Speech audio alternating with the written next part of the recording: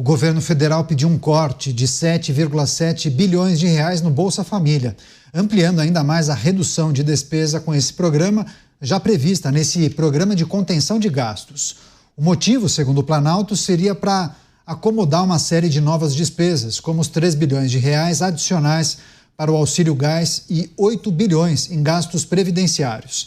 Esse texto, assinado pela ministra do Planejamento e Orçamento, Simone Tebet, foi recebido pelo relator do orçamento no Congresso, o senador Ângelo Coronel, que reconheceu que a medida é muito impopular. Você, Dávila, como avalia essa manifestação do governo, esse ajuste feito na peça orçamentária, corte de quase 8 bilhões de reais no Bolsa Família, e claro que a gente fica imaginando que muitos dos eleitores da atual administração talvez tenham chiado, né? Talvez não fiquem satisfeitos com essa manobra. Candidato, esse governo não sabe fazer conta, esse é o problema. As finanças vão... Quem não sabe fazer conta, o buraco só aumenta. E é o que está acontecendo. O governo diz que vai cortar 7,7 bilhões do orçamento. Só que ele já incluiu aí, no programa, 3,6 bilhões do Vale Gás e mais 12 bilhões, sabe do quê? Do pé de meia. Tem lá. Então, se você somar só esses dois programas e mais alguns outros programinhas que tem aí, o governo precisava cortar, no mínimo, 15 bilhões. 15 bilhões. Aí está cortando 7,5, achando que vai resolver. É um negócio inacreditável. E isso é o que o governo já está gastando. Porque se o governo pretende, depois, incrementar este orçamento com outras benesses que ele está aprovando, por exemplo, a dívida dos estados. A dívida dos estados é uma vergonha. Nós já falamos aqui 20 vezes. Só a dívida dos estados, se começar a ser paga em 2025, vai aumentar de 30 a 40 bilhões o rombo. Onde é que está isso no orçamento? Onde é que vai sair? Vai virar aquela conta fora do orçamento. Outra coisa, o governo quer aprovar, como nós sabemos, a isenção do imposto de renda para quem ganha até 5 mil reais. E aí, de onde é que vai sair o dinheiro? De novo, uma isenção custa, não é? Obra do além. Essa isenção vai custar 45 bilhões de reais este ano. Então, assim, não é um orçamento que dá para levar a sério. Isso mostra a degeneração das contas públicas, a descrença que as pessoas têm no orçamento e um orçamento paralelo que cada vez cresce mais. Isto é um péssimo sinal de que o governo não está fazendo absolutamente nada para equilibrar as contas públicas. Pelo contrário, está dobrando a aposta na irresponsabilidade fiscal. E nós vamos pagar essa conta com mais inflação, mais juros e mais câmbio alto. Pois é, inclusive são 2 anos importantes e cruciais, né? Muita gente entende que a atual administração vai para o tudo ou nada também por conta da eleição de 2026, né, Cristiano Beraldo? E agora tem esse corte de 7,7 bilhões no Bolsa Família, pelo menos a indicação na peça orçamentária, e a expectativa de que isso abriria espaço para novas despesas, Beraldo. O problema de um governo que não tem nada relevante a mostrar e que não conseguirá desenvolver uma estratégia de reeleição com base nos resultados alcançados pela administração, só resta tentar dar esmola à população brasileira em busca de uma simpatia na hora do voto. Mas aí tem um problema grave com essa estratégia, Caniato, e eu tenho certeza que muitos ali já entendem isso. As amarguras do povo brasileiro hoje, elas são outras. E para essas amarguras, o governo atual não está aplicando nenhum remédio. A estratégia de distribuir dinheiro e fomentar essa situação de baixíssima produtividade, falta de mão de obra, porque simplesmente as pessoas preferem ficar desempregadas e recebendo dinheiro de graça do governo do que efetivamente ir trabalhar, essa situação, qualquer candidato que venha a disputar a presidência e que queira levar esses votos vai prometer a mesma coisa. E, basicamente, hoje, a população já percebeu que entra governo, sai governo, o dele está garantido, porque o poder do voto vale dinheiro nesse caso. O que o governo precisaria estar atacando para se mostrar merecedor da maioria dos votos no pleito do ano que vem é o trabalho não só na economia, que sempre foi um fator fundamental no Brasil e que vai muito mal. Acabamos de falar dessa dinâmica de sopa de ossos e resto de comida, mas também a questão da violência. Em relação à violência, a história que eles têm para contar é péssima. A história que será contada sobre combate à violência, no fundo, ela é inexistente, porque o que há é uma celebração da violência. É uma celebração quando metade dos criminosos presos em flagrante saem pela porta da frente numa audiência de custódia.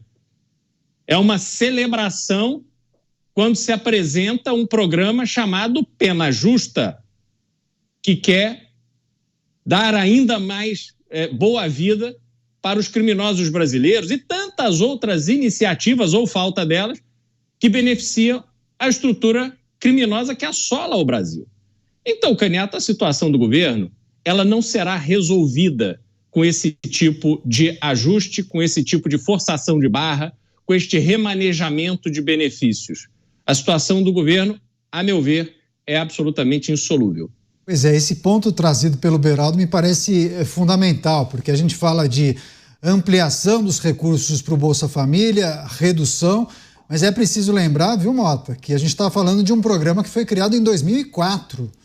Lá se vão 21 anos de Bolsa Família. Tudo bem que teve um hiato, né, na gestão de Jair Bolsonaro, até trocou de nome, teve a pandemia, enfim. Agora, é preciso avaliar a eficiência desses programas de transferência de renda, né? O quanto isso não mexe com a produtividade do trabalhador, a produtividade do brasileiro, de quem recebe o benefício. Várias vezes, inclusive, nós trouxemos a informação de empresários que procuram trabalhadores, mas não acham, porque eles preferem continuar no Bolsa Família. Deixa eu só trazer uma outra informação, inclusive que acaba de chegar à redação da Jovem Pan News. A gente vai debater e analisar isso daqui a pouquinho, mas o Supremo Tribunal Federal marcou para o dia 25 de março o julgamento da denúncia da Procuradoria-Geral da República contra Jair Bolsonaro e também os acusados daquele suposto esquema para dar um golpe de Estado no Brasil. Então, daqui a pouco a gente vai trazer em detalhes essa informação.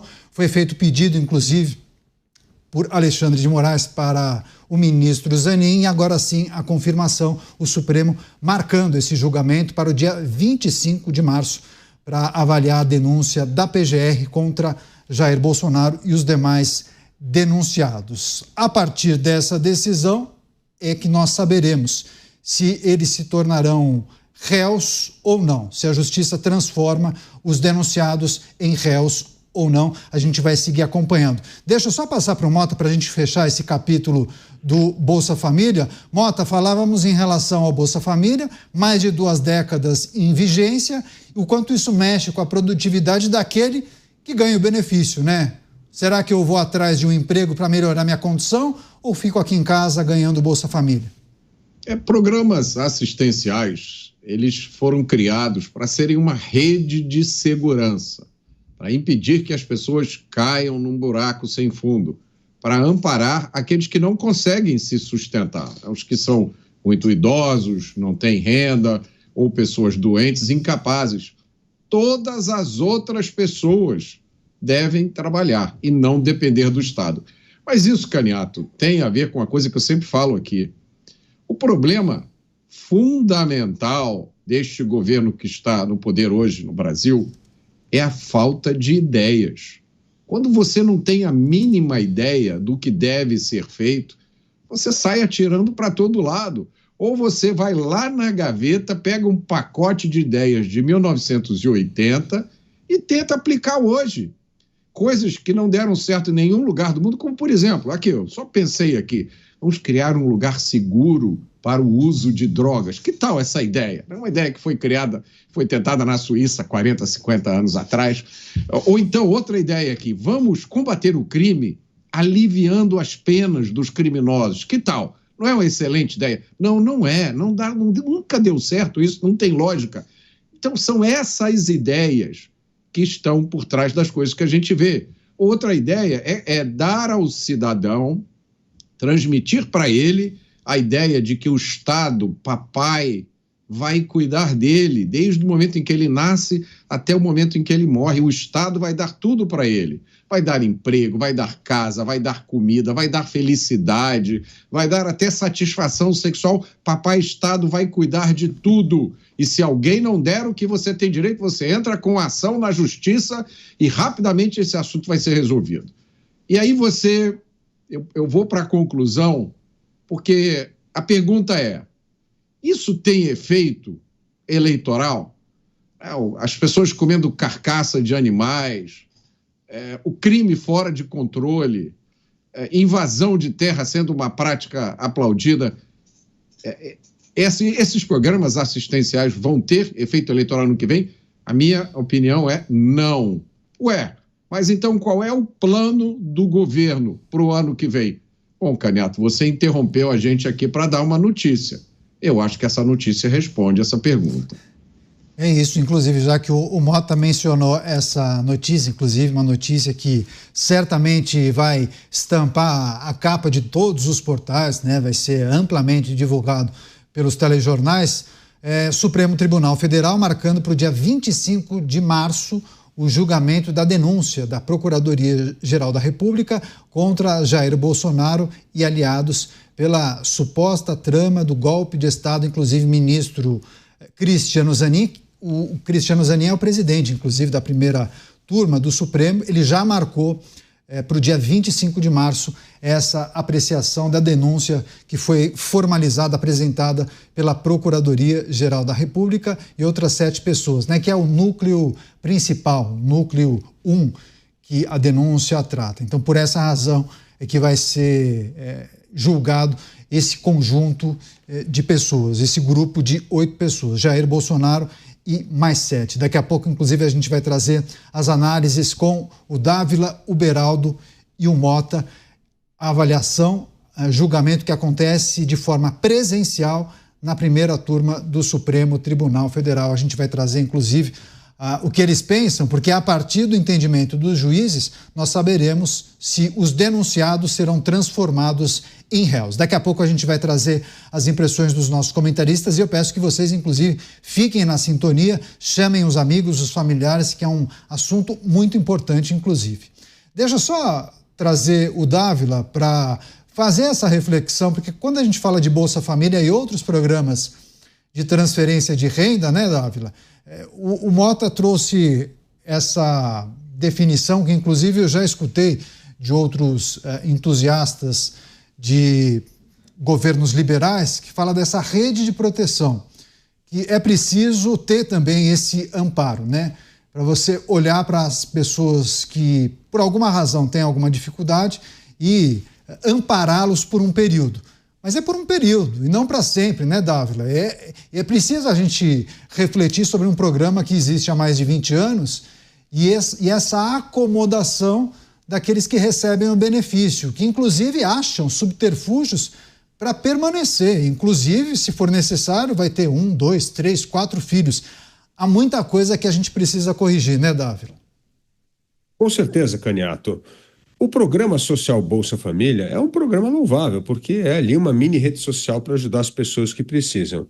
Agora, ele foi totalmente deturpado. Por quê? Porque não se criou a porta de saída. Todo programa social, o presidente Reagan falava uma frase ótima: o sucesso de um programa social tem que ser mensurado não por quantas pessoas entram no programa, mas por quantas pessoas saem do programa. É isso que deveria mensurar o grau de sucesso de um programa.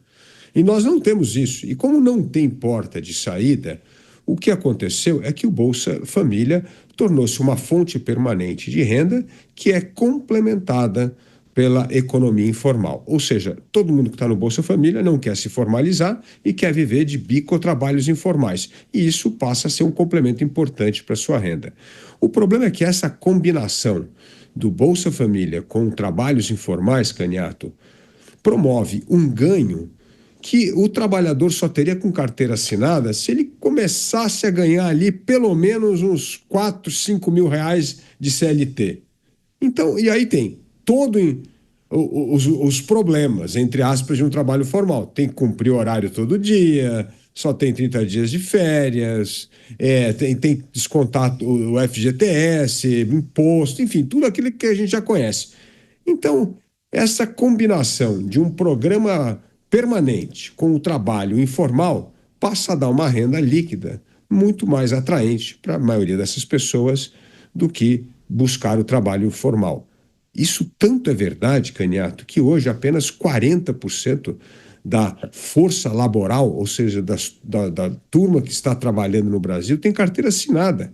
O resto está na informalidade. A informalidade tem um apelo muito maior. Então, isso distorce o programa.